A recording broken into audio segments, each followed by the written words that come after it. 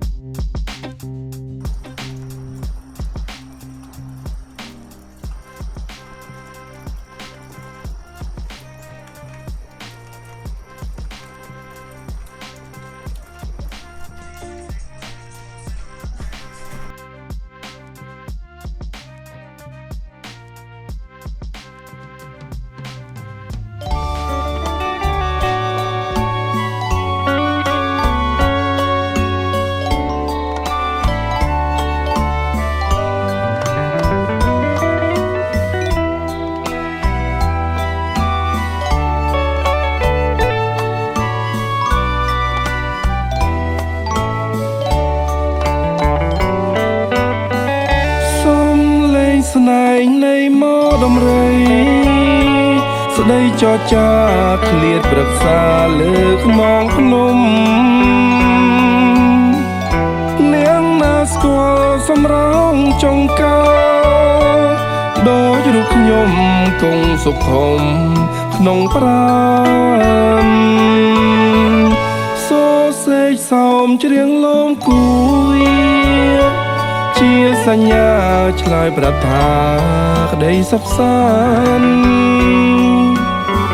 ស្នេហ៍វិលវល់យល់តែក្តីតឹងនឹងរំខានដូចយាមជីវិនប្រែធ្លាយអោចុងកាលយល់តែបោផារាជសាខាក្រអូបជាប់កាយសារិកាហាត្រសងរំពងហូរជ្រៀងសប្បាយឃ្លាតកាយឆ្ងាយភ្នំដងរែង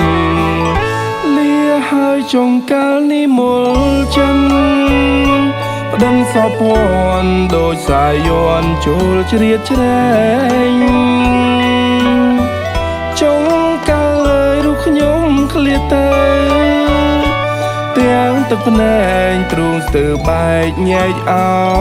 រា